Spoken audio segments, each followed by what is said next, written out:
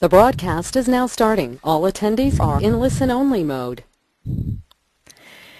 Good morning, everyone. Welcome to day 2 of Lean Psychology related topics, and today we're going to focus on facilitator skills and applying Lean Psychology in the moment.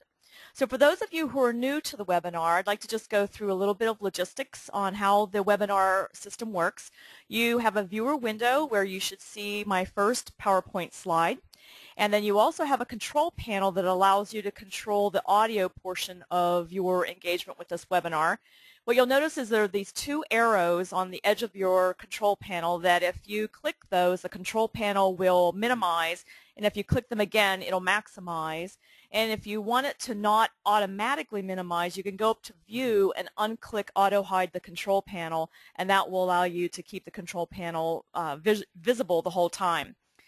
There are two ways to listen. You can either be using a headset or a mic if you wish to talk and the speakers from your computer, or you can use a telephone, and if you want to ask a verbal question, you would need to add your audio pin that you'll see on your control panel there. And if you add the audio pin, then you would be able to ask a verbal question. If you can't hear me, there are two possibilities. One is that your speakers may be on low volume or muted, or it may be that the sound on your computer needs to be adjusted. So if you can't hear me, take a look at your mute button and see whether or not you're muted and you need to unmute your sound on your computer.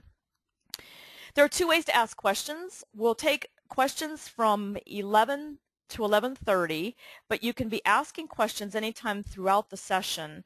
With the size of the group we have today, I probably won't answer them throughout the content for the first hour, but we'll wait till the Q&A. You may want to write them as you think of them, or you may want to wait until we're through the presentation a little bit to see if I answer them. Either way, we'll go ahead and do the questions at the 30-minute mark at 11 to 11:30. If you want to ask a question verbally, you can raise your hand on the little hand button, and I'll unmute you and you can ask it verbally, or you can just keep writing them into the question log. So let's just test the hand raising function right now. Everyone take a look at your little hand icon there and click on it to show me that everything's working and you can hear me loud and clear. Excellent. Good, good, good. Okay, you can either unraise your hand yourself, or I'm going to unraise all of you. There we go. Up. There we go.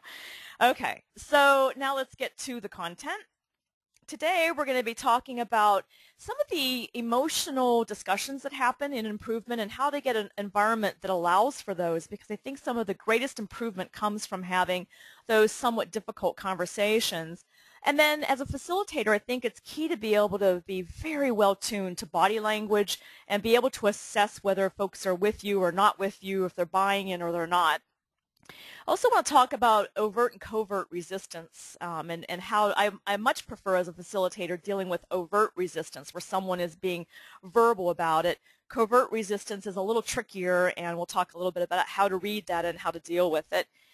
We did really discuss the consensus building aspects more yesterday than we are today, but I will still touch upon some consensus gaining techniques today.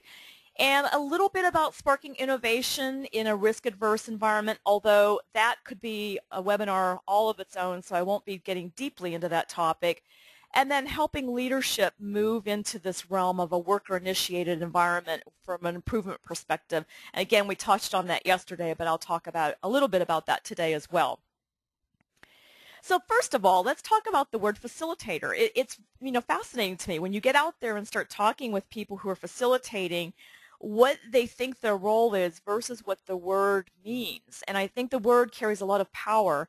So a facilitator, of course, is one who facilitates. And so facilitate has two definitions. One is to make easier or less difficult and help move things forward. And then the second one is to assist in the progress of a person or activity. So it's really a very service-oriented role that a facilitator plays in service of not only the process and the improvement process, but the individuals that are involved in the process. And again, getting back to what we talked about yesterday in respect for humanity and respect for people, if you're serving the people that are involved in the process, you're very likely going to get great results from the process improvement effort itself. So what are our roles and responsibilities as a facilitator? When you think about the range, the very broad range of different activities and skill sets that a facilitator has to have to be effective, it is quite broad. And what I've experienced is that no facilitator has all of these well developed. The good facilitators tend to know where they've got some development to do, and they work actively to develop these areas. Other facilitators who aren't as self-aware, which I think is a key success factor being a facilitator, self-awareness, may not be as tuned in to some of these different aspects. And so if you look at that list, I would encourage all of you to take a look at where you think you have some strengths and where you think you might want to develop additional skill sets and different experiences. I think probably of all of these, coaching, if you're a type A personality, is a tough one. This idea of not telling people what to do, but helping pull their own wisdom out of them, I think is a very interesting transformation to make as a type A. And then going back up a bit, mediating is sometimes an interesting one, especially if you tend to shrink from conflict. The best facilitators that I've seen in action are actually pretty comfortable in conflict and don't seem to let it rattle them too much. You do have to have some pretty thick skin when you're facilitating improvement, and that mediation part of it is a big part of making improvement when you have areas that disagree. So we talked a little bit about this yesterday, about all the different roles a facilitator plays. One of the things that I find most interesting in the facilitator is, again, what we talked about yesterday, the psychologist role that we play and the importance that we play in figuring out what's in it for the person to make an improvement. What is their currency is a psychological term for what is it that motivates a person and is likely to make them more inclined to cooperate and be motivated versus resisting. And then figuring out the root of each person's resistance or even a department's resistance. Why? Why are they really resisting? Not why they say they're resisting. Why are they really resisting? And then working toward reducing cynicism and being a bit of a cheerleader and generating that momentum for change. What we often don't think of ourselves as is also important, and that's the salesperson part of our jobs. We are, in fact, as individuals, I believe we're selling all the time. We're selling to a spouse or a loved one or a friend what movie we want to go to and why. We're really selling a lot, and more so than you may even think you do. But as a facilitator that's leading change, you are really very much a salesperson in helping the organization understand why the improvement's needed and how specifically the improvement's going to benefit the different factions within the organization, like the customer, the organization itself, and the individual. And then I find myself selling a lot, especially to new organizations on the lean journey, why they need to have the time and resources dedicated to the degree that they do to be successful. And so we'll talk a little bit about how to sell them on the resource and time thing as we get down the presentation today. And then also, I find I spend a lot of time educating and selling why things need to be done a certain way. Now, what I mean by that is, for example, value stream mapping is, in my opinion, most successful when it's a sequestered team of predominantly leadership and it's 3 days, in sequence, three days in a row. 3 days being the days that you need to develop the current state map, the future state map, and a good implementation plan, an actionable implementation plan. Most organizations don't understand why on earth you could possibly need 3 days to set strategy. And those that try to shortcut it, you kind of get what you pay for in terms of time commitment. So when you look at the types of all these different roles and these different hats that we all wear, there's a very broad range of traits that we need to have and possess as facilitators to be most effective in being a psychologist and a salesperson and a teacher and a mediator. And so again, not every facilitator, actually probably no facilitator, is equally strong in all of these areas. But to the degree that you've got someone, for example, that doesn't have the respect of the improvement team they're leading, that's going to be tough to get, some pretty good results out of that team. And to the degree that someone has a more kind of passive personality or maybe not as engaging, they may have a more difficult time motivating. To the degree that someone isn't objective and they've got what we call skin in the game, they're attached very much and have a high emotional attachment to the work being improved, that may not result in the best or the most dramatic results. And then going all the way back up to the top, there's just, a plethora of skills and knowledge that a good facilitator needs to have in order to be effective. So what we're going to talk about now are the different types of psychological aspects of planning and execution. I'll take it in stages, starting with the planning stage of making improvements first. Now, when I say making improvements, I'm actually going to lump everything together. It could be a project that's being executed. It could be a Kaizen event. It could be a value stream mapping activity. It could be, a very traditional approach to improvement. It could be a very lean approach to improvement. So I'm lumping all of this together, and we all facilitate each one of those. So we talked a bit about this yesterday, but this whole idea of having extremely clear scope is so vital psychologically to the success of the team. If they are psychologically prepared that they're going to work specifically on this, then they're not as likely to go out, color outside of the lines, as it were. You can keep people inside the fence post that you've established for the project much more easily when it's been clearly stated up front. The other thing that's very helpful psychologically to a team is understand their boundaries. What can they do? What do they not have permission to do? And actually that second one is, I think, even more important than what they can do. What are they not allowed to do? So if you use a charter that's a very clearly defined, document that says what we're doing, why we're doing it, when we're doing it, who's involved, and the specific scope of that improvement, then you get what we call freedom with boundaries, and they can do whatever they want within those boundaries, and it gives them lots of latitude for innovation, but it's also very clear up front on what they cannot do. And I think it's important strategically for teams to understand that. So now let's talk about team selection. Team selection should never occur before the scope is completely set, because the scope is what should drive who needs to be on that team. The other thing that I'm a pretty firm believer in is that, you get more than 10 cooks in the kitchen and you tend to get a bit of chaos. And so I think it's critical that you keep your teams, whether it's a project team, a Kaizen team, a value stream mapping team, to absolutely no more than 10.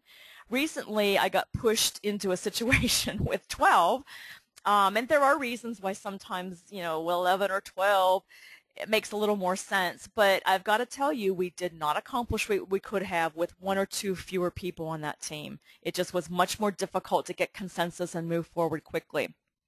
The other thing that I think we forget about is just how strategic picking those 10 people should be.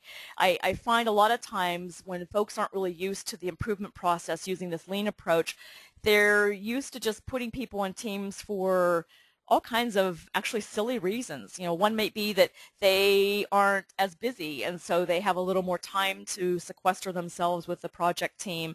And sometimes if the person's not busy, that's not necessarily a good sign that they would be a good thinker, an innovator, and have high energy moving forward in improvement. Oftentimes I also see that people make decisions and say, well, so-and-so can cover this function, and he used to do that function a few months ago, so he can cover that too. But in reality, if they're not currently doing the work, they probably aren't very tuned into what the current situation is, and you'll have a loss if you accept that. The other thing about including this broad range of teams, there's a fair amount of literature out there now on product development teams and having a very strong mix of age, gender, culture, perspective, experience, etc., and having a very mixed group. I think it's important in improvement, especially if you're moving quickly, to have a very strong influence leader or two or three. And also, on the opposite end of this spectrum, not only the people that are respected by the organization, but even perhaps representatives in areas that are not as well respected, or they're very likely to resist. Because when you turn those folks, and it's very, very often that they do get turned in the improvement process, they become your greatest advocates. And the zealot mentality. I see it a lot where people come in highly, highly resistant, and then when you look at the composition of the team by the end, or not the composition, but the mental framework of the team, by the end of the activity, those resistors are actually some of the biggest cheerleaders. I also will talk just a bit about not avoiding whiners. But first, let's talk about the range of people that you have to select from if you're going to be putting together a project team of 10. There are a lot of folks to pick from a roles and responsibilities perspective. Certainly the people that do the work that's being improved need to be involved, and then you probably need to involve upstream suppliers to that part of the process as well as downstream customers of that process. And one of the things that I find here is that even though we're talking cross-functional all the time, even organizations pretty far down the lean journey have this habit of not thinking that way. So for example, again, back to this example I gave yesterday about HR versus the hiring process and the difference in using words. The teams that I've been working with, they tend to slip into the thinking that only HR should be on that team. It's their process, and so they should be on the team. And I'm, even many months down the road, am constantly reminding them we've got to have hiring managers on that team. They are the customers to this process. And so I want you to be patient when you're working with an organization that's shifting from this very siloed and departmental thinking in terms of improvement to a much broader, a much more cross-functional way of viewing improvement. So take a look at that. Also, you need to have some subject matter experts, if not in the team, then certainly on call, such as regulatory, possibly quality, compliance, whatever you call your departments. IT is often, while they're a subject matter expert and also administrative support, they often are great players to have on the team constantly. You could have external folks, you could have outside eyes to provide objectivity, which is highly beneficial when you get to the future state design. Those folks that aren't tied to the process are often the ones who come up with the greatest innovation. Certainly if you've got a union environment, you need to involve union folks in from the beginning, and then possibly maintenance and facilities folks depending on the improvement, and possibly management. Now, getting to the question that was raised yesterday about how, can leaders be on these teams? Absolutely they can, and in the case of Kaizen events and value stream mapping, they absolutely would be. Kaizen events, they should experience it, but be very careful who you select to be on which Kaizen event. Back to our whiners. I want to share with you a story that happened many years ago with a client where we were going to be engaging one of their external partners in the work that they do, and there was one woman who was named as being a good player for this team, and everyone groaned in this planning meeting. They just groaned and said, "Not her." And I laughed, and I said, "Well, what's wrong?" And they said, "Oh, she's so negative, and the glass is always only half, it's always half empty. It's never half full. And she whines and da da da da." And when I hear that as someone leading the planning effort, I always say, "Bring her on. I want that person on the team," because that person, I can say for me 100% of the time, those whiners have turned and have become great advocates to the process. And so sure enough, we got her on the team, and sure enough, tension was great on day one, and you could tell that there was no love lost between some of the players around that table, but by the end of the event, they were bonded in such a deep way. And I went back to that client a year later and said, "Hey, how's that going? How's the relationship going with that woman?" And they said, "It's fantastic. It's completely transformed our relationship." So don't shy away from whiners. On the other hand, you don't want to have 5 out of 10 people on your team being highly negative. So reducing resistance to sequestration. So if you're in a project environment, you probably aren't sequestering a team for significant periods of time. You might be. But if you're running Kaizen events or value stream mapping activities, you likely are sequestering people for a day at a time, or 3 or 5 days at a time. One of the things I find helpful, setting the psychological framework for the whole organization to accept this, is selling the virtues of focus. And it depends on who you're talking with on how you're going to sell this, but one of the things I often do is, jumping to the third bullet point there, I'll ask them how long the process has been in the state that it's in and how likely it's going to remain in that state if there's not a dedicated effort and focused effort to improve it. And that helps them put it into context that while 5 days is highly painful, and admit that right away, by the way, admit that it's painful. Help leadership understand that you understand it's asking a lot.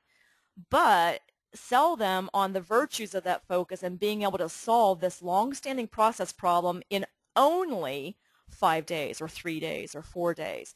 Yeah, that's the thing. It feels really long, but when you compare it to how long the process has been a problem, then it's not very long at all.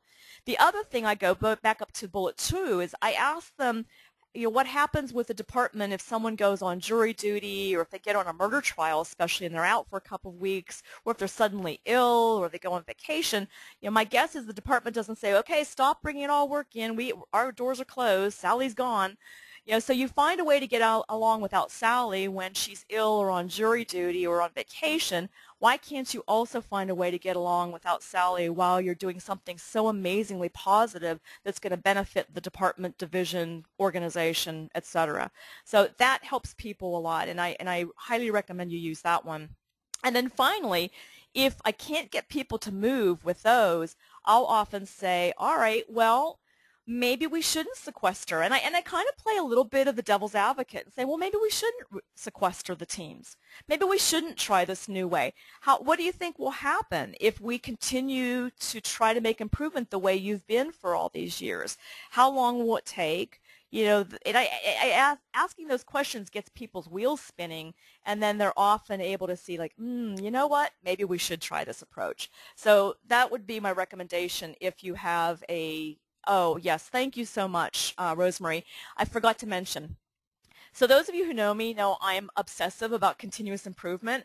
And so right before each webinar, I go through the material one last time, and I often will make a few tweaks here or there. And I did add slide 17. This one here is a new one. So there are a couple, I think I added 2 or 3 slides throughout the materials today. So my apologies. I hope you view it as a positive because I'm adding better information every time I go through the material. Okay, so now those are some of the keys. There's a lot around the psychological framework of planning, but those were the ones that just jumped out at me that I see being more problematic, and I think you can get the greatest bang for the buck moving forward in making some of those changes. But let's talk now about, now you're in the event. Let's assume it was extremely well planned and well communicated, and now you're in the activity itself. What are some things that will help? Well, first of all, I think people in general like to know what the boundaries are, and they like to know what the rules are. And so I do believe very much in ground rules that everyone agrees on together. So I will suggest the ground rules, and then I'll ask if anyone has any concerns with any of them, or if they're uncomfortable with any of the rules, or if there's anything in addition they want to add to the list. And once you get everyone saying yes, and I make sure, I don't ask for a handwritten signed document saying they agree to these. No means do I do that. But I do ask for verbal commitments, and I look at every single person eye to eye and make sure that they're saying yes. So that then if they slip from the rules, I can go back to say, well, wait, we agreed. Now do we want to change those rules, or do we want to stick with what we agreed to? And that helps a lot. So on these rules, they're in our book, The Kaizen Event Planner. Mike and I have 20-something rules. But for right now, these seem to be the biggest ones. And the rank has no privilege one, I don't remember if I mentioned this specifically yesterday, but I will often do some upfront work with individuals to make sure that this rule is accepted and embraced. So if I've got a senior, maybe a very strong personality going to be on the team, and some junior folks, I may go to both the junior person and the senior person and explain that in this activity they are obligated to operate as though there is no rank. And that's how we're going to work this, and just talk with them so that they're prepared before they even get into the event. The other thing that I think is important is the finger pointing thing. Finger pointing actually doesn't happen a whole lot in my teams, but I think part of it is because when we go back to the past, the only reason why we do that is to understand why something was put in place in case there's an aspect of the process that we want to make sure we bring forward into the future state. So we don't ever go back and look at why something was done in a blaming, finger-pointing kind of way. It's more just a curiosity and more of the scientific inquiry on why something occurred so that we know whether we should discard it or bring it into the future state. The other thing that I think is key is the no silent objectors ground rule, and you can call these Kaizen commandments or RIE rules if you use rapid improvement event.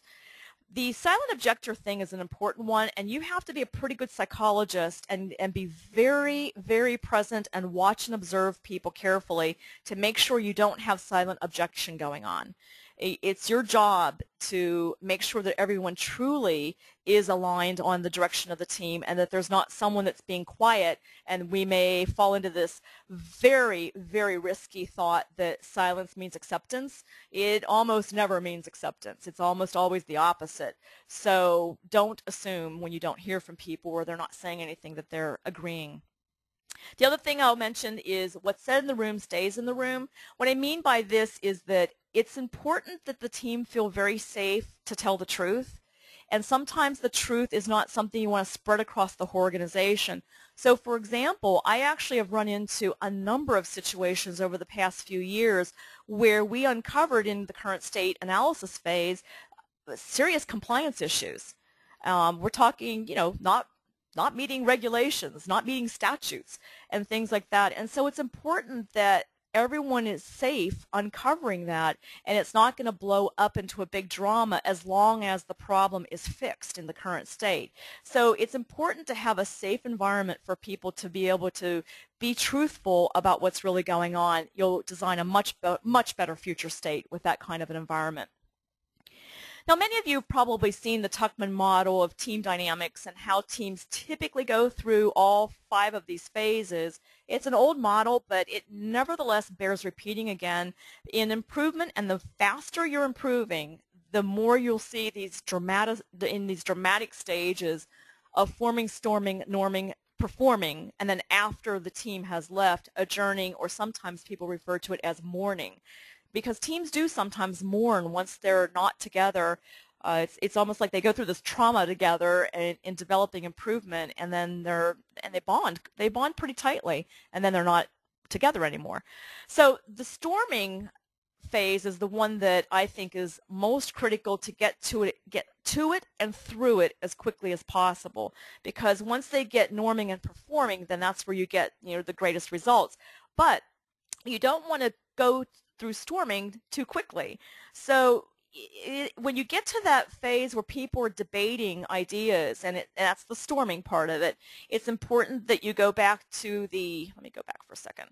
You go back to the last bullet point here. It's okay, and you're actually going to encourage the team to disagree. It's not okay to be disagreeable. So when you get to that norming phase, or storming phase, it's important that folks do verbally disagree with one another, and you get through, lots of good ideas get formed in that storming phase. But again, you want to help them move through that so that you can get to norming and performing. So one of the things that I've noticed over the past couple of years is that teams, well, there are whole cultures where the culture is told to me up front to be extremely nice. And the word is almost said as though it's in quotes, nice. It's a nice environment. And what I think is interesting to play with, and every organization's different, is what does nice really mean? If nice means that people aren't being honest and they don't feel safe to say what's really going on and how they're really feeling, then that's not a very healthy nice. If nice means that people are able to actively disagree but very professionally disagree, and it's a very dynamic environment that way, then that's a good nice in my opinion. When I get a team together, my little radar is always going and seeing, well, how nice is this? I mean, is it so nice that they won't say what's really on their mind? Or is it nice in a innovative, stimulated type of way? If there's not any debate whatsoever, no conflict, no one ever says, well, I don't agree with that, I will provoke it, because if it's not being stated, then it is there, and you have to uncover it and allow them the safe haven to bring it out. Many organizations have never been, quote, allowed to even say, I disagree.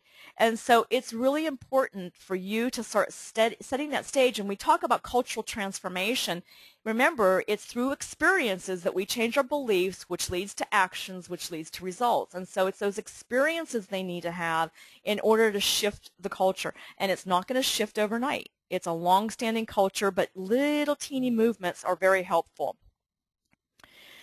So now I thought it would be helpful to take a look at actual process performance and how psychology enters into the discovery of the current state and some of the design considerations for the future state. We're going to look at some real situations here. So I'm going to give you a moment to digest this map. For those of you who are unfamiliar with value stream maps, this is a value stream map of an outpatient imaging service. It happens to be outpatient in a hospital setting, and it happens to be CAT scans that we're talking about here. So what you see in the upper right-hand corner is a patient going to their physician. The physician then becomes the customer who's sending an order in to have the services done, goes through scheduling, pre-registration, and then the patient arrives. So down here on the horizontal line, this is when the patient arrives at the hospital. They're checked in again. The exam is done, the exam's read, transcribed. The radiologist reviews it and signs it, approves it. The reports are printed, and then they're sent back to the referring physician. So it's a loop. All these little guys in the middle here are IT systems that are touched in the process, different systems touched in the process. What you'll notice here is in the current state, we had an interesting discovery down here in the lead time between process blocks. Here's an activity where the radiologists are reviewing the transcribed reports. It's a 1-minute activity, but it's sitting on an average of 16 hours. This is 2 business days. We're talking 8-hour days here before they can get to that 1-minute activity, or before they get to the 1-minute activity. So in the current state, this is one of the first places we went to say, why? And what was fascinating about that is we learned that we had a case where, another case, these happen all the time, where they were avoiding the task because it was so darn difficult to do.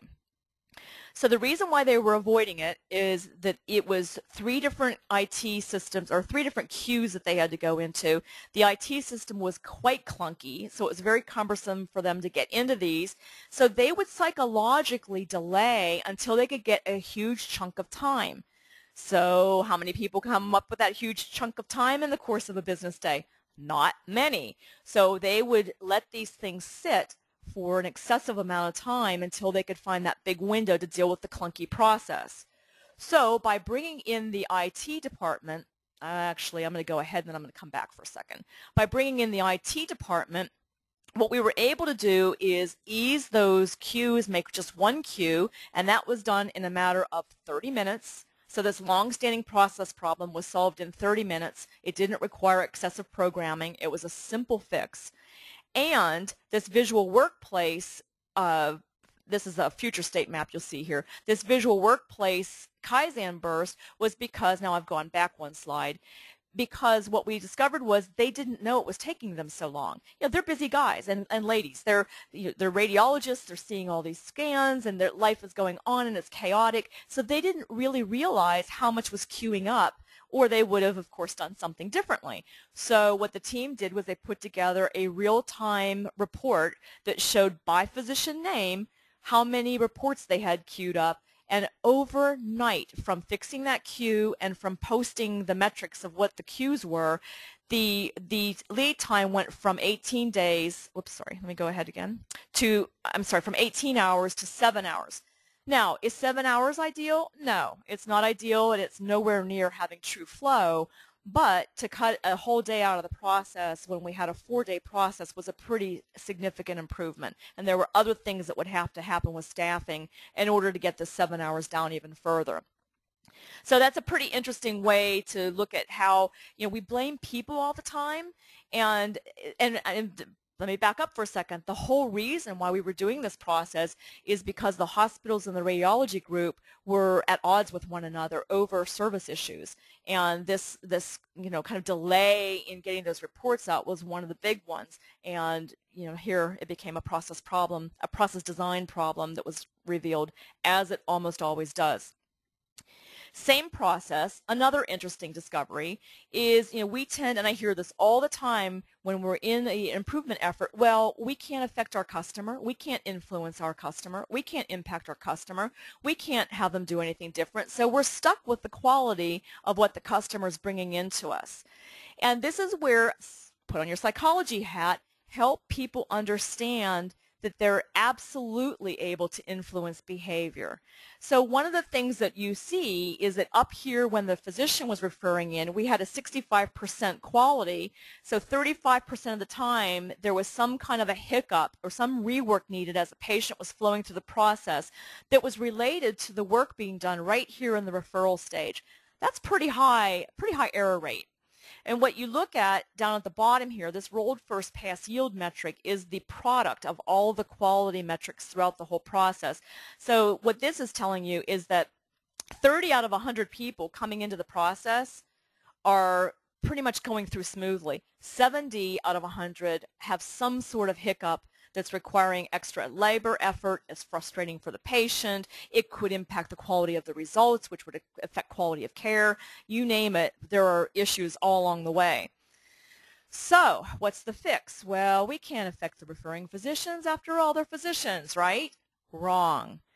What happened was we put together a cross-functional team, invited an office manager from one of the physicians' offices to be on the team, and she shared with the team why they make so many mistakes and what they didn't know. There was so much they simply didn't know that the hospital assumed they knew. But it was never in writing. It was all this verbal information, so you can't expect people to retain. I don't know about you, I can't remember hardly anything anymore. If it's not written down, it's probably not going to get done. So together they formed this, what is now being called the ROC, or the Ring of Knowledge, that helped the referring physicians understand codes. They had these quick cheat sheets on what criteria were for different kinds of tests, and they're color-coded by the type of exam that the patient was having. From doing that, this simple laminated card, they were able to overnight get the quality coming in at 85% instead of 65%, and rolled first pass yield up to 59% from 30%. So is it perfect? No. Opportunity for improvement? Yes, is still more opportunity, but that was done in a matter of a 4-day Kaizen event. So you have the ability to influence customers if they're engaged. I truly believe that all customers want whoever their supplier is to be successful because they want good service. And I personally, as a customer, I'm willing to do a lot to help them be successful because I don't have time or patience for fixing problems. And so I think we really have to we ourselves have to embrace that belief, and we have to help our teams see that and set the psychological framework for that as well, and just get away from this kind of victim thinking that we can't do anything about it. Now here's another interesting psychological landscape. Here is a purchasing process where the originators are a bunch of engineers that are requesting material, supplies to be bought. It goes through a review cycle, gets entered into the computer system, approved, POs generated, and then the supplier ships back to the originator. What you'll see here is that there are 1, 2, 3, 4, 5 review stages before the request is ever entered into an IT system and can be tracked. And that's also 1, 2, 6.5 days of delay before it gets entered in, all due to review. So here's the interesting thing about review. Oh, I'm sorry, let me back up. So the problem, one of the first problems was that it was taking so long to get it into the computer system. So the engineers, when someone on the team said, well, what if we enter it in and don't have an administrative assistant enter it in? The engineers said, well, we're not secretaries, we don't do that. And that's true, and you have to be careful that you have high-paid people doing, significant work for what their skill set is. But what it turned out was that they were already doing the work because they were writing these lengthy emails to explain what they wanted and all these things that were going through the review process, and the administrative assistant was having to go back and ask a lot of questions, and so that time was significant, and they finally were able to see that they were already taking the time to do it and it wasn't good quality. If they do it themselves, it may be that they can get it done more quickly and it may be higher quality. So by having them enter directly into ERP, and this was a big resistance to change. This one, well, when I say big, we got through it in a matter of about 4 hours, but it was one where it really required them to challenge their paradigms and understand what not entering it in, what it does to the process, and what entering it in would do to them, which was the whole reason why they wanted to do this activity, was they wanted to get their stuff sooner. So if you will enter it directly in, you're going to get it a lot sooner, a lot better quality, and all that stuff.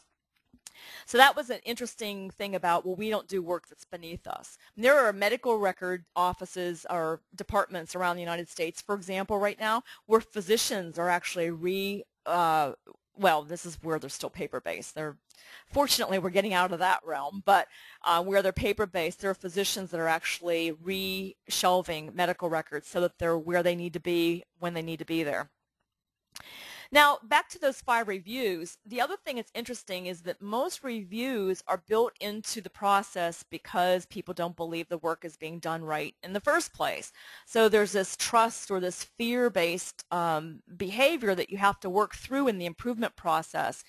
And one of the things that I like to suggest is when you're looking at a process like this and you see review, review, review, review, review, and look at the functions of the people who are doing the reviews, then you have to get to the root cause of, well, why? What are you looking at? You don't ever want to remove a review from a process step before you understand what role that person or that department played in the review process. You don't want to introduce undue risk, so you have to be very thoughtful about which reviews you keep in and which ones you take out. But one of the things I'd suggest is that you take a look at anywhere you've got redundancy. That's a great area to challenge. Anytime you've got rubber stamping going on where the person always says yes, then that's a great candidate. If the person doesn't even have the technical skills to know whether they should say yes or no, like in other words, let's say it's a high-level leader that isn't tied to the engineering desk anymore, they may not even understand everything, and you've seen this. I'm sure you've seen this where people say, so what's this mean? And should I say yes? Should I sign this? And when they're saying that, that's a great candidate to be challenged. Also, if they don't have the authorization to actually say no, sometimes that politically they don't have the authorization or they don't think they do, that's kind of an interesting one to challenge. If they're never in the office and it's a paper-based approval, that's another reason why you might want to, if they're on high travel, you might want to move them off the approval list, and if they're on the list, merely to stay informed. But here's the thing. Resistance comes from people not being heard and for their needs not being considered. So before you start yanking people off review lists, you have to find out what information they do need and what reason they do have to want to be part of that authorization cycle. And when I started challenging these things really pretty intensely, I really thought that it would be high resistance from a lot of leaders that had control issues. And I have found that that is not the case at all, that actually well over 50% of the time when a team sees that someone doesn't need to be on the review list anymore, when they approach that person and run it by that person, they're like, oh yeah, I've always wondered why I'm signing that darn thing. And so you want to always go back to that person and get good information before you make a change. It's a little easier than you would think. You have to try it before you'll know for sure. But the other thing you've got to do is you've got to build in safety nets so that you don't just take someone off of the review process and you do introduce undue risk. So one of the things you can do is move those authorizations closest to the work so that the people that are saying yay or nay know specifically whether it should be a yes or no, and then make sure that there's very good standard work in place and good training so that the person now being authorized to make a review or make an approval really does have the skill set. And you may need to put a safety net in an audit periodically until the process is working well. And one challenge I give teams is to just try to see if they can get a maximum of only 2 signatures for any major decision. And sometimes it's a matter of going from 8 to 6 to 4, over the course of a year. So those 5 reviews ended up being 1 review. It was a supervisor. They were cross-trained in all of the other perspectives that the other 4 people had, and they stuck with this process. This is now 3-4 years later. I talk with them on a pretty regular basis. They said the process has stuck and it's working really well, and the engineers don't even blink about entering the requisitions into the computer system now. So the other thing that I want to mention is if you have to rebuild process trust, it's important that everyone understands just how much that non-value adding work is affecting the current state and having very candid conversations. Again, I think we shrink away from conflict or what we think might develop into conflict, but if you don't, put the cards on the table, it is what it is, and talk about it, and pose what-if scenarios, you're probably not going to get the biggest bang for your buck and get the greatest improvement. So now let's talk about some specific facilitation skills when you're leading a team. So the first, I'm calling these tricky facilitator moments. They're not all tricky, but they're ones where you have to be a little more thoughtful on how you engage with the team. It's important to watch for what I call covert resistance, where it's not being verbalized. So a couple things to look for. First of all, body language. And by the way, there's a show, I think it's still on, called Lie to Me. And you may or may not like the main character. People seem to love or hate him, but I would recommend you watch 1 or 2 of those shows if you can, just to get a good reminder about body language. Because the guy is I think he's a former FBI profiler, and he uses body language to tell if people are telling the truth or not.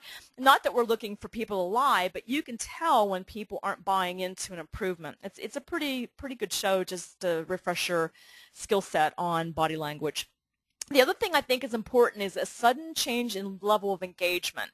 I see this a lot where someone who was previously pretty chatty, the phone disconnected. I just got a question in the question area, the phone disconnected. Could you do me a favor, please? Could you all raise your hand if you can still, oh, okay, never mind. No, don't raise your hand. I'm sorry. Thanks, Bonnie. You're back disconnected. I was just hoping that you weren't all lost there. Okay. Hang on 1 second. I'm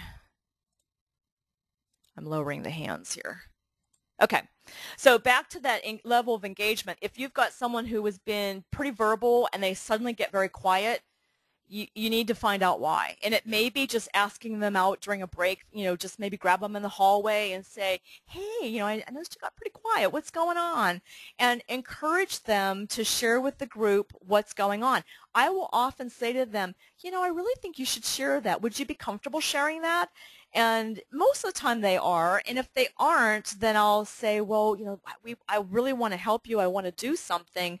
So what can we do? And so I don't always do it publicly, but sometimes it depends on the person. You have to be very, test the waters and see whether the person could handle publicly saying, hey, Chris, I can tell you're not buying this, right? And that type of thing, or whether you need to pull someone offline and say, hey, what's going on? But it's important to address it. If your gut is telling you that someone's not with the team, you have to address it. So a couple of things that I would ask you to do is when someone is revealing some feelings that are either, fear, anger, frustration, whatever, ask the team to listen very carefully to the person and then ask the team to comment on it. So I had an event a couple weeks ago where this one woman, she did get quiet, and I did notice she got quiet, but then she started talking again, so I thought, maybe it's not too much. But at the end of the day, we were having a reflection moment, which I like a lot. How do you think the day went? What do we need to change for tomorrow? She said, I think that I was pretty clear that I was not agreeing with something, and you guys just rolled right over me and you went on. Now, as a facilitator, that concerns me quite a bit, that I missed the cue on that. And I said, ooh, let me think about that. So let's go back and kind of rethink where we were. And she was right. We were on a roll, and she wasn't extremely overt about her disagreement, but she did say it. And we all apologized and said, yep, you're right on. We missed it, or we ignored it, or whatever. And then we went back to that issue and revisited it. And it turns out that she actually got we got consensus from her, but we had to work through a couple of things that were pretty legitimate that she was concerned about and make sure that we address those issues. So, facilitating's hard, and you're on your feet, thinking on your feet the whole time and having every sense well tuned. Which brings me to the next thing. Your radar needs to be extremely well tuned. In a Kaizen event, I'll break a team of, say, 10 into 3 or 4 work groups, and I may be working with one group, but I'm trying really hard to listen. You have to be a good multitasker to be, a strong facilitator, and I'll try to listen to the other 2 teams and just keep the barometer on whether they're moving forward. Are they starting to get stuck? Is there any kind of dissension among the team? Is there any reason why I've got to go over there and help them, or are they on a roll and let them go? So I'm just constantly scoping the room and listening as much as I can. Now, this is probably the trickiest facilitator moment, is you've identified someone's job as being 100% non-value adding, and the tasks that they do need to go. So, and this has happened quite a few times to me. It's best if you can see it up front. So it's best if you know a little bit about the process and you can anticipate that this person's function doesn't feel very value adding.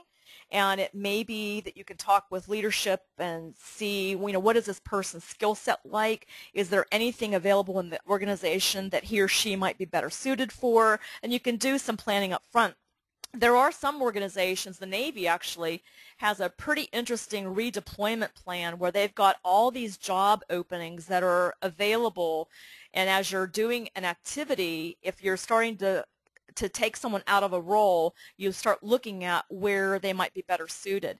Now, in the case of the people, usually the person's on the team themselves that's being redesigned out, and it's good if you can see it happening and you can get to them offline as quickly as possible and help them start dealing with the emotions of what they're discovering, then that's very helpful. If the organization's not guaranteeing that people don't lose a paycheck as a result of lean, then you're sunk. But assuming that the organization has made that commitment, then what I do is I help them see that the work that they're doing that we're designing out is actually not all that interesting, and that there's probably a skill set they have that would be not only providing higher value, but probably much more interesting to them and it would be more stimulating. And that I haven't seen it not happen, that's exactly what happens. So this estimating person in this one activity a few years back, she was playing the role of a traffic cop and just monitoring stuff. And it turns out there was a estimator position available that her boss was initially a little wary about putting her in that, wasn't sure she had the skill set, but eventually took the risk, and she's been extremely happy ever since that she's doing more value-adding work. The other thing is when you're, let me go back for a second. The other thing is being very honest. I think that organizations have a long way to go in being, many organizations, in being honest with employees, and to the degree that we're not being honest about a particular job not needing to exist in the current model, that just creates all kinds of fear, and people will fill in with all kinds of, the gaps of the lack of information, they'll fill in with horrible things. So it's just better to be honest up front. Okay, so now, what if someone's behaving outrageously? I have to say I've been fortunate. Hopefully you have too, and I've had very few examples of someone behaving outrageously, but I will share with you one that happened several years back that was very difficult, and it was someone who was becoming abusive, verbally abusive to the entire team. And as a facilitator, I would like to suggest that your job is to have the team's back. So you're supposed to be getting results, absolutely, but the process of getting those results is every bit, if not more important than the results themselves. You're shifting culture. You're transforming an organization. You're trying to lay the groundwork for ongoing improvement, and so the process is very important. So when you're facilitating and you can't get the person to settle down and be respectful, you have to engage leadership. That's what executive sponsors are for. Executive sponsors are there to help you as a facilitator if need be. So you can try publicly to get the person to calm down and be respectful. You can take them outside and have a discussion. You can allow them to express why they're angry or whatever, but if they won't settle down, they've got to leave the team, because you have to have the team's back. And you know, when this guy actually, he did leave the team, and it took us about 3 hours to get the team back on track, because it, you know, it was very jarring for this guy to be so disrespectful. So I think you have to watch that. Hopefully it doesn't happen very often, but if it does, deal with it very swiftly. Don't let it linger. Okay, what if the team gets stuck or goes out of scope? Well, the first thing is you have to have a clear scope to begin with. So that planning phase becomes critical. One of the things that's helpful is to always go back to the goals and objectives and just keep people on track by going back to what's our objective, what's our objective, what's our goal, and that helps keep people on track. Also, if you don't already use a parking lot list, I highly recommend it, so that if people are coming up with new discoveries that are out of scope, they don't get lost, and they can get them up on a flip chart, and then the ideas are at least documented, and you can get right back to the focused area that you're on. I use the ticking clock technique a lot, where if they're stuck, I'll say, okay, we only have 30 more minutes because we have to move on. So you got 30 minutes, go. Sometimes it works. Sometimes if they're very stressed, it'll get them more stuck. So you have to be reading whether they can take a little pressure or whether the pressure is the problem. And so the ticking clock technique works, you know, about 80% of the time, and occasionally you have to go to the next thing, which is no ticking clock, the opposite. Take a break, go outside, talk about something completely unrelated. I always use sports and movies. and eat. Eating seems to be a great relaxer, you know, a stress reliever. So eating is always helpful.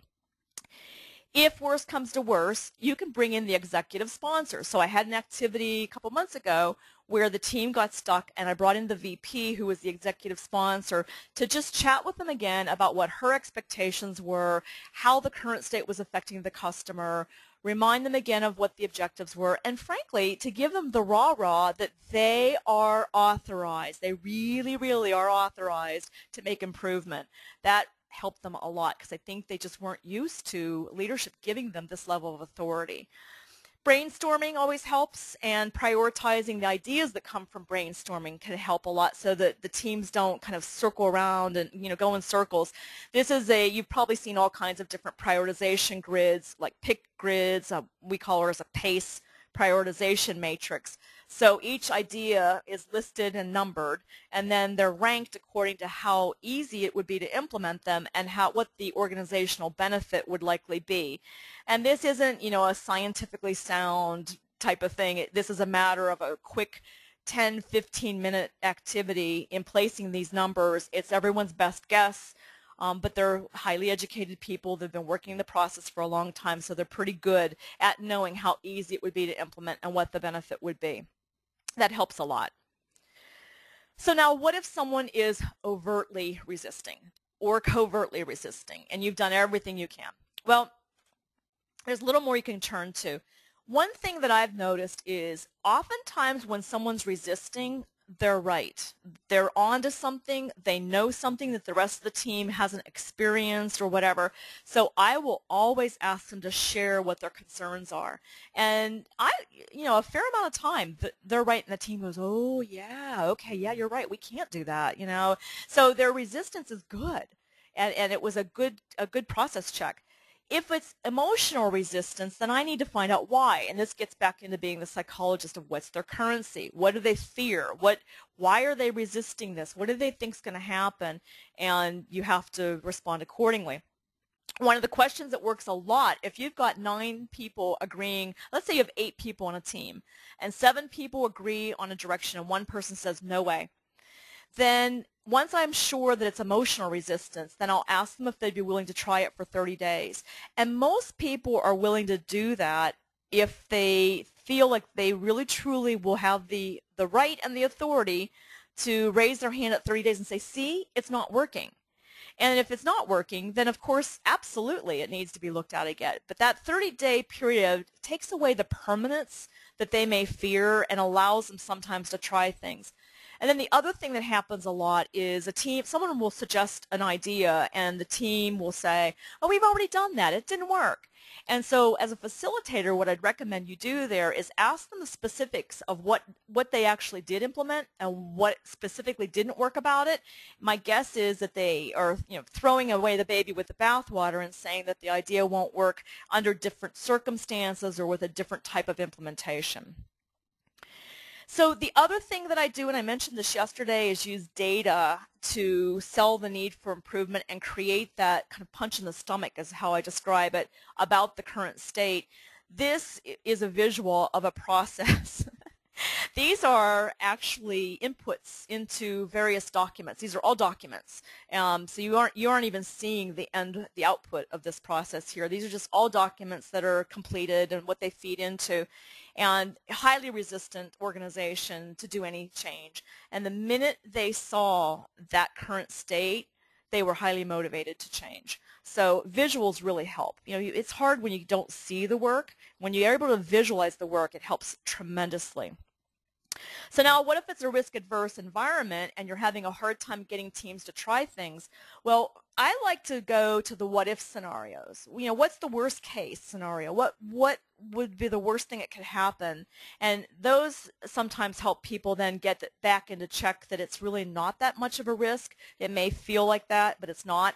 Also, again, engaging the executive sponsor so that the executive sponsor can set the tone on what level of risk the organization is willing to take.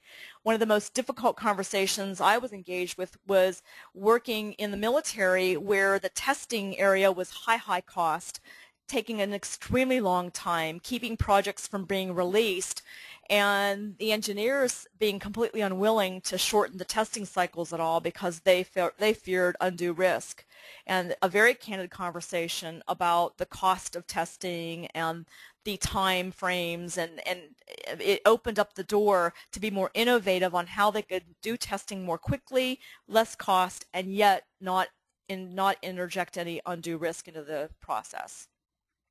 The other thing I'd recommend you do, I'm still developing mine, but I take my digital camera everywhere I go, and every time I find a little innovative idea, I take a shot of it, and I pull these out in the middle of projects or Kaizen events with teams and say, okay, I know that this situation is not exactly this, but look at what they did at Walmart to avoid people having to bend over and reach across, and they've created this lazy Susan kind of approach with their bagging system. And I have just oodles and oodles of photos as I go around and see cool things. I was in a client the other day where the controls for the elevator are not on the inside of the elevator. They're outside on the wall. Once you get in the elevator, you don't push anything. And it's just a really cool, came out of Northern Europe, new cool way of doing elevators. So I'll just take those pictures and say, well, what about this? What about that, to help stimulate innovation? So I see we're at 11 o'clock here. Let me just wrap very quickly here with looking at, this is a summary of some of the issues we've discussed and what some of the resolutions are. I do think that leadership and their control issues does take a little special skill set. And you do have to help leaders understand, and you have to prove to them basically that by having frontline workers make tactical decisions, that the operation's not going to fall apart, and that there are controls in place to manage that. The other thing I'd say, just some miscellaneous techniques. If more than 20% of the affected parties disagree with the direction, there is no way I feel comfortable as a facilitator recommending that the team move forward. I think it's important to just keep working on it and get a deeper understanding of the issues before you move on. And the last thing here is why. We do not tell people why enough. They need to understand why are we doing it? Why will that matter? Why will that make a difference? So just make sure you maybe even over-communicate why. Remembering from yesterday that the whole thing we're trying to do to transform organizations is to change their experiences. And by using psychology in the moment, you're going to be able to get people to trust you, to buy into the process, and to have those experiences that will then shift their beliefs. So it may move them from being the cynic about this improvement approach to seeing that it really does have high value and it really does work. So we were going to talk about some of these little things about the environment and having honest discussions and body language and those types of things. This is one of those topics that could really benefit from a 2-day workshop, but I hope I've given you some high-level ideas that you can take and practice with as you're facilitating the next meeting, project team meeting, Kaizen event, or value stream mapping, or whatever.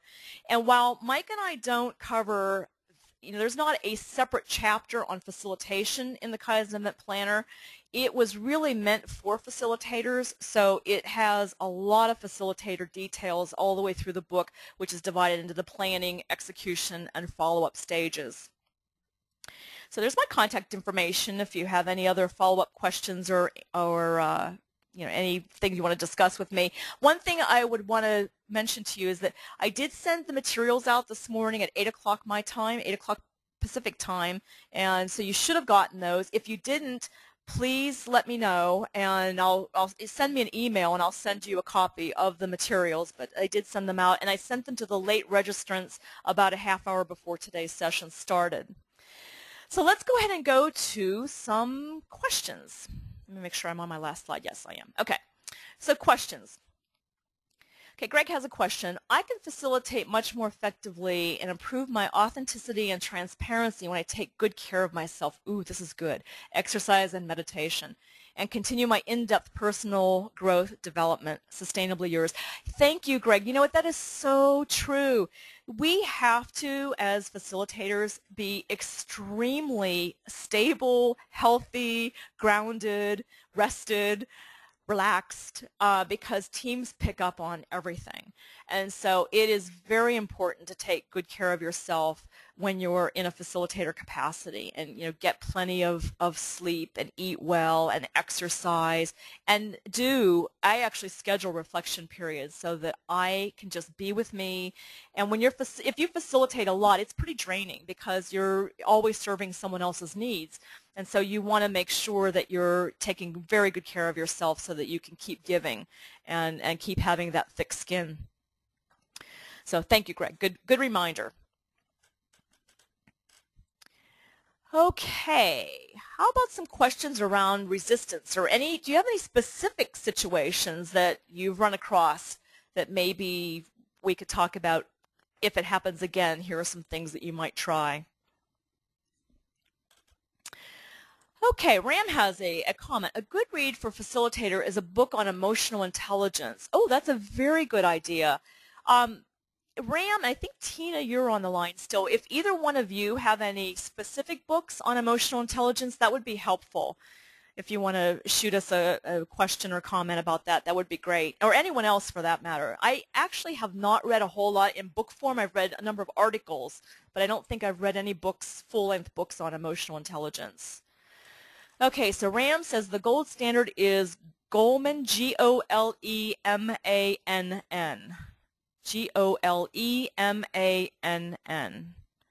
So if you're interested, that would be a good one for y'all to pick up a book and take a look at that.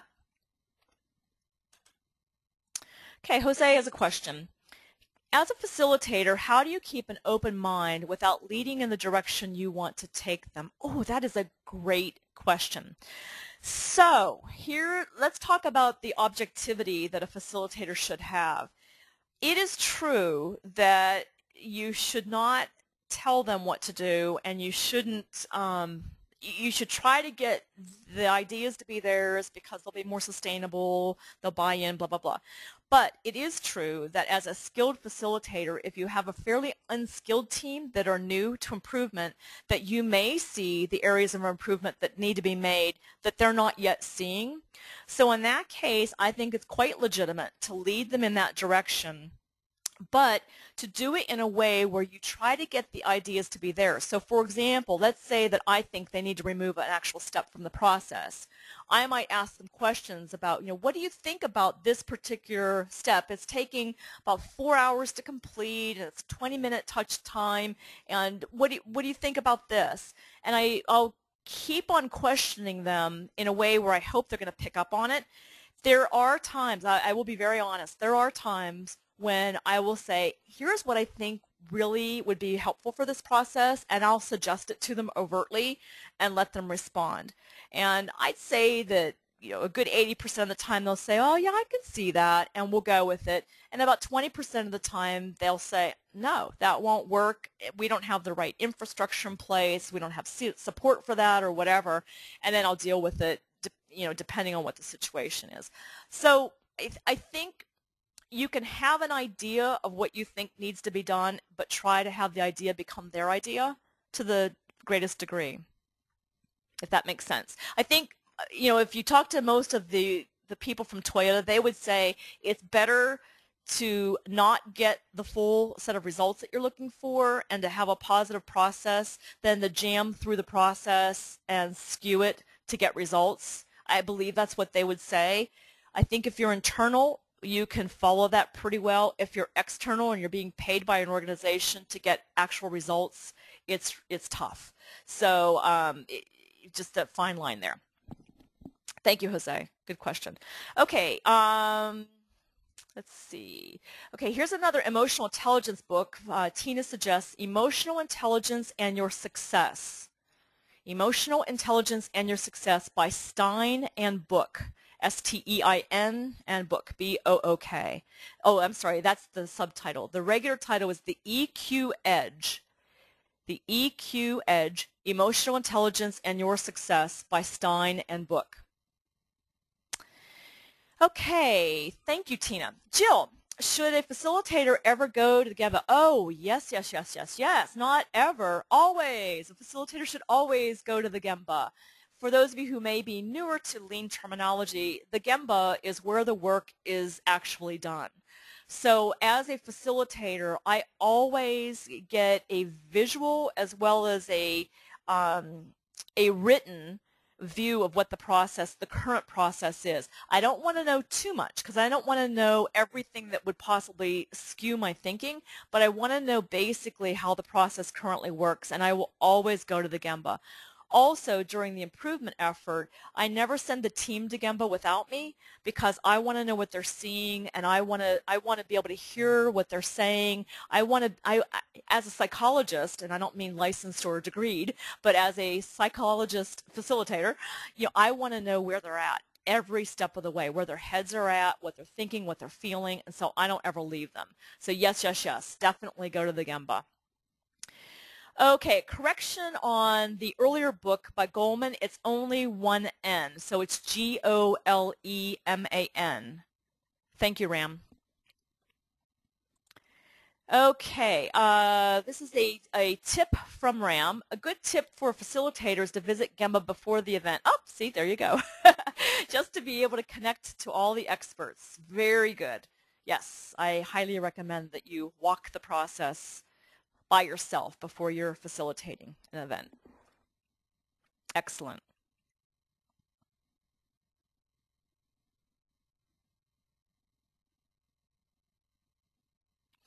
If any of the rest of you have any tips that you'd like to share with the group, that's a legitimate. You don't have to have just questions. It can be comments and tips as well.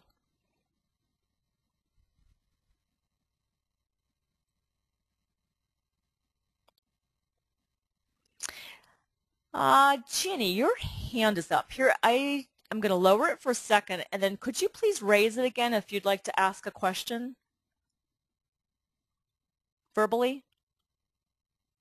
Okay, you do. So let me go ahead and unmute you. Hi, Ginny. Hi. You know what? I'm having the same problem I had yesterday. Oh, I'm sorry. Okay. So I guess what I'll do is I will always ignore your hand if it's up. Okay. It's pointing down, though. That's the thing that's confusing me. It's pointing down? I show a red arrow down, which I assume means my hand is down. No, what that means is when you click it, it will go down. So the buttons show the action. There you go. Excellent. Okay, I'm going to mute you again. Bye. It shows the off. Okay, thanks. Thank you. Okay, any other questions? We have 15 more minutes.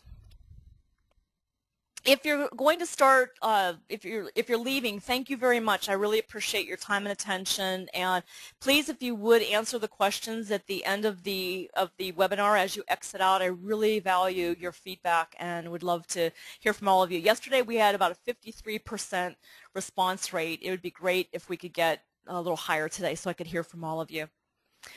Okay, question. This is from Angie. What role do you as a facilitator play in celebrating after your Kaizen events? Ooh, that's a good question. So most of the time, if there's going to be a celebration like the team going out to lunch together, I will go with them. There have been a couple of times where, for a variety of reasons, I felt that it would be best for them to celebrate with just them.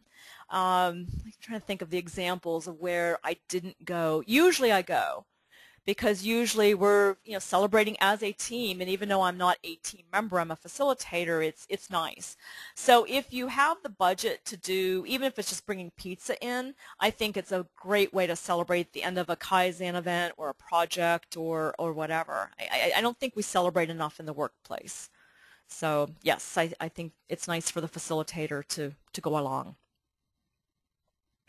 Assuming they want you. Okay. More questions? Is there anything about facilitation that I didn't touch on that you'd like me to go into a bit? It's always a challenge to wrap content into a 1-hour time period.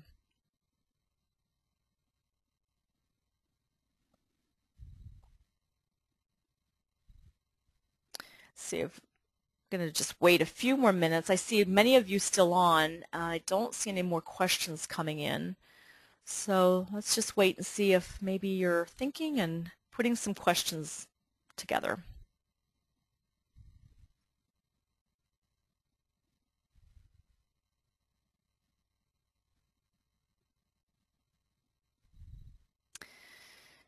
Okay, well, let me just share with you, if any of you are still thinking of questions, share with you something that is going on my end. I am having a hard time figuring out what to do with webinars. So that's why I asked the question at the end about webinars. I don't know whether I should continue offering monthly webinars, and I'm also not sure what the topics are that folks are particularly interested in. Last year, at the end of the year, we did Kaizen events. It was a 2-part webinar. A3 management, which was also a 2-part webinar. Value stream mapping, which was 1 webinar, and metrics-based process mapping, which was another one. So we did those in September through December, and many of you are new to the webinars, and I don't know whether to repeat those or whether to not repeat them and just move on. So any feedback you can give me either directly in an email or as you're logging off today would be very helpful to let me know if you have any ideas. I had a survey in my last newsletter, and I got very, very low response on it. So I don't know that I've gotten enough information to really make decisions about the rest of this year. So I do have a date available in February to have a webinar. It's just a matter of whether I do standard work, mistake proofing, error proofing, root cause analysis, or whether to possibly do value stream mapping or A3 again, etc. Okay, a few more questions coming in. Jose, you mentioned parking lots, and I was not quite familiar with the term. Could you go over it? Absolutely. So a parking lot list is almost, I don't even know why it's called a parking lot list, to be honest, but a parking lot list would be a list that you put together where issues are discovered that are very relevant to what your improvement area is, but they're out of scope. So for example, let's say that this just happened. I was in an improvement effort, and one of the boundaries was there could be no IT solutions that take more than 30 minutes of programming, because the IT department was completely slammed with this new conversion, and so they could only do these very quick things. Well, in the middle of the activity, we discovered an enormous problem with one of the modules in the IT system, that really, really does need to be fixed. In order for the process to work even moderately well, it has to be fixed. So that went on a parking lot list, and then during the interim briefings when leadership was there, we went through the parking lot list and said, I don't know if you guys can reprioritize any of your projects at all, but the team has discovered that this is a huge obstacle to success on this process.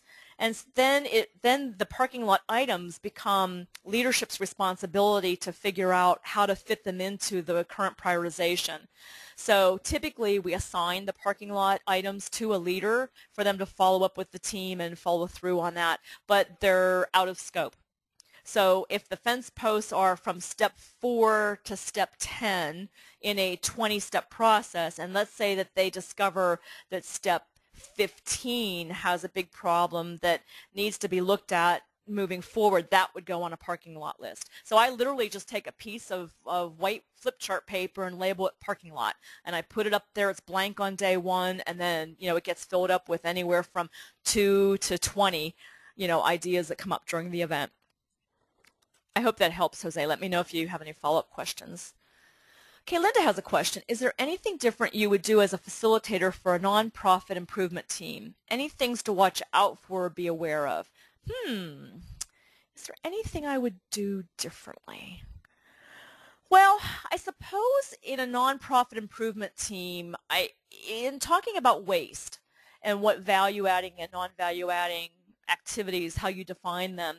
In a not-for-profit, I would be talking about, rather than reducing the expenses and being able to make more profit, which they're not profit, I'd be talking about the need to reduce effort so that they could free up capacity, so that they could do more value-adding things and serve whatever organization or whatever their audience is or their constituency is, that by freeing up themselves and getting rid of waste, they would have more time available to provide better service to their constituency. So I don't know that I would actually facilitate different, but I might help them see the need for improvement by focusing a little more on the service aspect of what they do. Let me think if there's anything else. Well, the other thing I've noticed is that when you go into a very sophisticated, large organization, they're global in reach, they tend to be pretty ready to do quick things, and they tend to operate at a very fast pace. Whereas when you get into government, not-for-profits, education, let me think who else. They are not used to moving very quickly in the beginning. And so you have to be very patient as a facilitator that you're not going to get the same kind of go, go, go that you get in a more high energy corporate environment. So I do definitely flex my facilitation skills that way. Also, just a little subtle thing is that I dress for the team. So I dress based on how they dress. And actually a colleague says always one step higher than they dress, but not 2 or 3. So if I'm working, with a bunch of field hands in an oil industry, I will have on just khakis and a nice top. Whereas if I'm going into a Fortune 100 financial services firm, I'll have on my best suit and high heels. And so it just depends, and so I do flex that way a little bit. Hope that helps, Linda. Okay, Angie, what is the ideal number of facilitators for your Kaizen events? Do you ever use more than one? That's a good question. I actually strongly prefer co-facilitation. I think that it's easier for the co-facilitators so they can be more effective because they're not scattered in so many directions. And I think the team benefits from having 2 different perspectives, but they do need to be aligned on process and be very clear on roles and responsibilities and that type of thing so that it's not confusing to the team. So especially if you're using internal facilitators, yes, I would definitely recommend 2, especially as they're learning how to facilitate. And I would recommend that they also do a fair amount of debriefing between the 2 of them and reflection so that they can learn from each other. I personally almost always facilitate alone because budgets as they are, it's hard to justify bringing in 2 facilitators from two external facilitators, 2 sets of travel expenses, etc. So I tend to facilitate alone. I would love to not facilitate alone. I would love to have a co-facilitator. And Mike, my co-author, and I have co-facilitated in the past, and they've been wildly successful activities because you've got more bandwidth, and you can break yourself, you can divide up among 2 subgroups, etc. And that it really does make for, I think, a better experience for everybody. So yes, I would do more than one if you can. Ram says, I would vote for standard work for February webinar. Okay, that's good to know. So if all of you would just maybe give some comments as you're signing off about what topics, then that would be great. And let me know whether you want me to repeat any of the ones from last year. Thank you. Okay, we've got a few more minutes.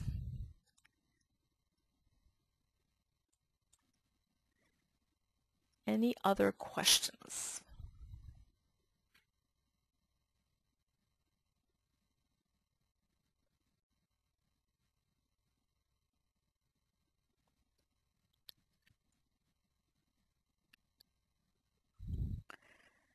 I see nothing coming in, but I'm going to wait for another couple minutes. We've got about 6 more minutes.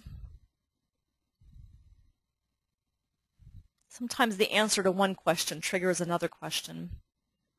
Okay, here's another one. Do you ever train an internal facilitator when you're consulting, thereby having a second facilitator in the group? Well, good question, Linda. I do train internal facilitators, but I don't usually do it during an actual improvement activity because you typically need some time with that facilitator, depending on their level of experience. If they're fairly seasoned in improvement and in facilitating, then I might be more willing to do it. But I usually will not facilitate with a brand new person I've never met before. I don't know what their skill set is, because it's very jarring for both me and the team,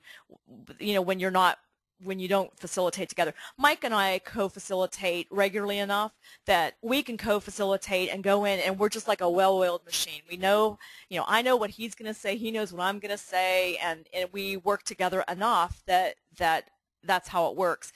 But the only internal facilitators I co-facilitate are ones where I've done training already, and we're in that transition period between an external facilitator and moving it toward almost 100% internal facilitation. But usually I've already been working with that person for a while and training them. And they've usually observed me facilitating, and then we will meet and get very clear on who's going to do what. I also sometimes coach. When you have internal facilitators, I'll be brought in to just observe and help up front with the planning and just be there during breaks. We'll huddle together and say, hey, you might want to consider this, and brainstorm. So when you're about ready to become completely self-sustaining, that's sometimes a helpful step as well, just to have someone there available.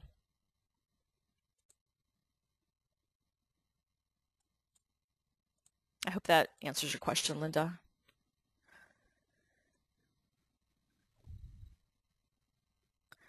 Okay. Any more questions?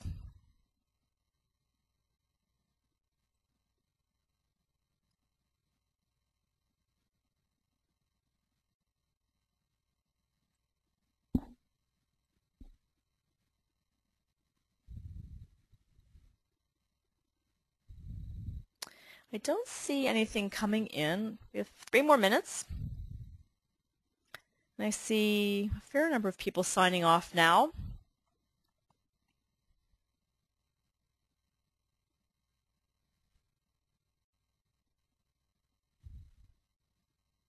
So I guess I'll just go ahead and get ready to wrap here. Oh, wait, I think there's a question. Oh, no, there's not. You're most welcome, Linda. Just as we're wrapping, I may be changing webinar providers, so take a look at my next newsletter, and if you haven't signed up for that, go ahead and do that. The registration for the next webinar may be slightly different. I'm investigating. There's a lot of really great stuff about GoToWebinar, but it's also not as sophisticated as some of the other ones out there, so I'm making that decision. So you'll see it in the newsletter.